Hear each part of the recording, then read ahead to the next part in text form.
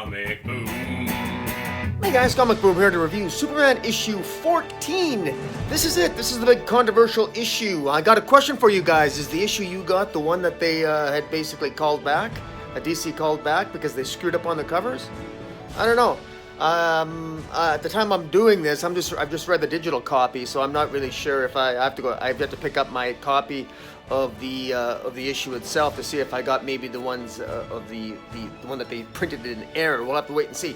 But in any event, this is the Legion of Superheroes make an appearance in this issue, and the resolution after 14 issues and 6 issues of Man of Steel, 20 issues in plus Supergirl issues, 12 Supergirl issues, so 24. Let me see, 24. So 20 issues in plus 12. That's 32 issues of the Rogol Zaar storyline, and guess what? Nothing was resolved. But hey, we got the Legion of Superheroes, and I gotta give Bendis one bit of credit here in that I think it's kind of cool how the Legion, how the destruction of Krypton ultimately leads to the formation of the United Federation of Planets that lasts all the way into the 31st century. That I think's kind of cool. As for the rest of it, I think it's a mess, and it doesn't really work that well, and I'm somewhat disappointed with it, but it is what it is. Now here's the thing. All this mystery about Rogol Zaar, it's just wrapped up very quickly here. Last issue ended with jor-el basically luring Rogol Zaar and General Zod and Jor-el in their spaceships out toward where he was headed toward, and that was Krypton. And Superman was wondering, Dad, sir, why are you taking us to the place where Krypton was destroyed? I mean, why are we here? Well, that's revealed here. This is all just a gambit. This was simply a tactic used by Jor-el to lure out Rogol Zaar so that they can engage in battle within the radiation-infested space of Krypton.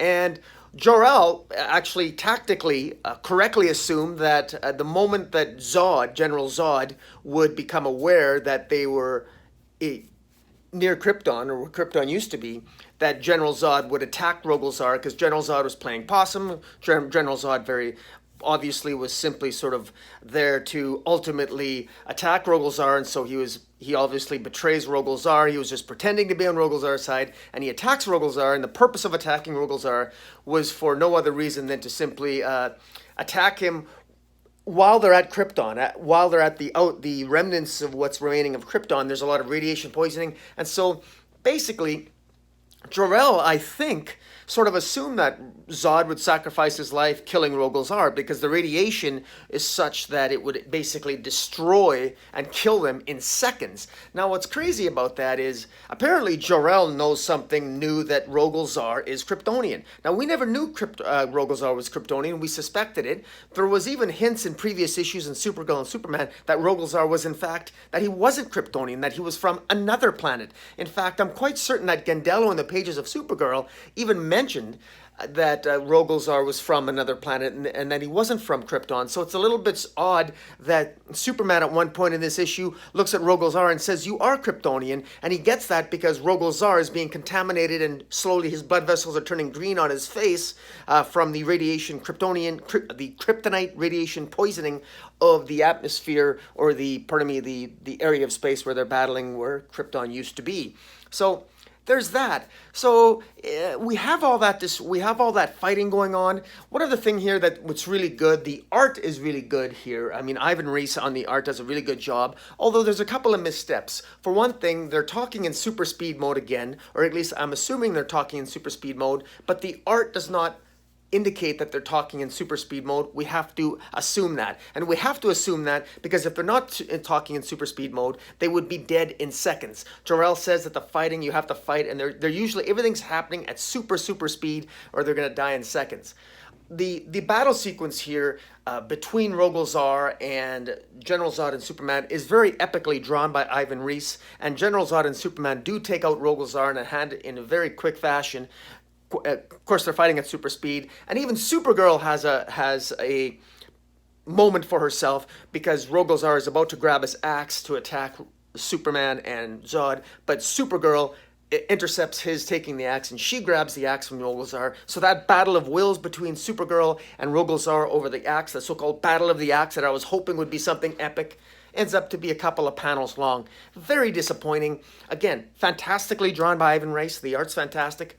Ivan Prado, I think, even did some of the colors. Really good here. Creatively, artistically, this issue really shines. But again, very disappointed. We have a very quick resolution here. And then and then the battle only stops because it reaches a point where everyone's going to die. Like Superman, Jor-El gives Superman a suit that's only meant for sightseeing purposes to basically protect him for a few seconds longer from the kryptonite radiation poisoning as he goes out and battles Rogol Zaar. And they defeat Rogol Zaar, but you think that they're going to die. But it ends up that all of a sudden the Thanagarian army shows up. This space, the space army of the Thanagarians shows up, and they basically rescue and deal with the radiation poisoning, and they rescue Superman and Rogol Zaar, and basically they capture Rogol Zaar, and everyone's sort of rescued. Rogol Zaar is captured, and apparently now it's been revealed that the galaxy is in the midst of intergalactic war. This is news to me. I don't recall in past issues there being an intergalactic war between the Thanagarians and the Trillium Collective and the Tamarinians, which is Starfire's people. I don't recall there being an intergalactic war, but apparently this is all led to intergalactic war. This issue was confusing, and it really shows what is missing with respect to this entire scenario, and that is we need more blanks being filled in. Bendis, this is clearly a very rushed issue. There are so many answers we don't know. This issue basically ends with incredibly John Kent, Superboy. You know, it ends with the Legion of Superheroes showing up to celebrate something called Unity Day. So apparently we are to believe now that the secrets that the Circle had that led to the destruction of Krypton, secrets that we still don't know. Why did Krypton have to be destroyed? We still don't know that answer. Who is Rogol Zaar? We still don't know that answer other than he's a Kryptonian. Who hired Rogol Zaar? Okay, it was Gandello, but why exactly? Why destroy Krypton? Why did Krypton have to be destroyed? What's that secret exactly? That's not explained.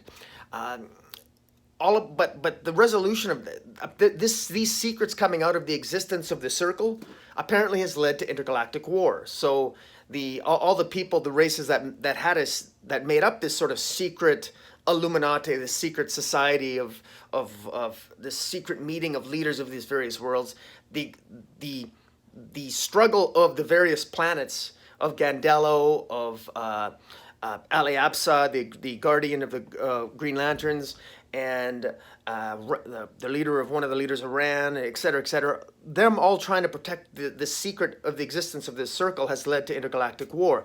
Now, with all this coming out, they're still warring with each other. John Kent suggests, because, why don't we have a United Federation of Planets, just like the United Nations, because he got the idea. So it was actually John Kent, Superboy's idea, to have a United Federation of Planets. They suggested that. Superman suggested that, and of course he's in conjunction with General Zod, who meets up with Farah and his son Appear. So we got the Zods, we've got the House of El, we have the House of Zod together talking to the various planets, the Thanagarians, the Tamarinians, the Trillium Collective, and basically saying, look, let's have a United Federation of Planets. And that was inspired by John Kent, and this is all wonderful, and people, they're silent, they propose this, no one's saying anything, but what tips the balance? Suddenly the appearance of the Legion of Superheroes from the future coming back to celebrate what will become known as Unity Day. So the symmetry of all this, people, the symmetry of all this is that the destruction of Krypton ultimately leads to galactic peace in a very kind of odd, tragic kind of way, but nonetheless, at least some good came from something horrible and evil. Now, I'm not sure how I feel about all that, but it does end with a sense of hope, and they invite Superboy to come back with them because they're honored, because it's John Kent, it's Superboy that's revered by the future Legion of Superheroes. Now, this is a complete twist on the way things have normally been in the past, because in the past, in Legion of Superhero lore, it was Superman that inspired the Legion of Superheroes to become the Legion of Superheroes, basically. And now it appears that it was in fact Superman's son, John Kent, who inspires the future heroes of the 31st century to form the Legion of Superheroes. So there's a that's the big twist on that. And it's been obviously confirmed that that was the sole reason to age up John Kent. They needed to age up John Kent from 10 years old to 17 years old so he could be the inspiration for the new Legion of Superheroes of the 31st century. That's clearly where this has led. Now, in that respect, if I look at these 14 issues here, I think these 14 issues are going to read very quickly, and they're going to read much better as a trade. So I'll give Bendis that. Having said that, though, there's still a lot of unanswered questions, and I just can't help feeling that this feels deeply, deeply unsatisfying as a read, because, you know, we wanted some more. I wanted more of a payoff here. I wanted more of a payoff. And this is such as great as the art is, I wanted Ivan Reis to show off his art, to show a battle between Rogol Zaar and Zod and Superman, and have a little bit more, if you're going to have decompression like this, encompassing essentially 14 Superman issues, 14 Supergirl issues, plus 6 issues of Man of Steel. I really wish we would have got far more answers, far more story than what we did, because really this was a surprisingly lack of substance in this very long narrative. I gave Bendis the benefit of the doubt.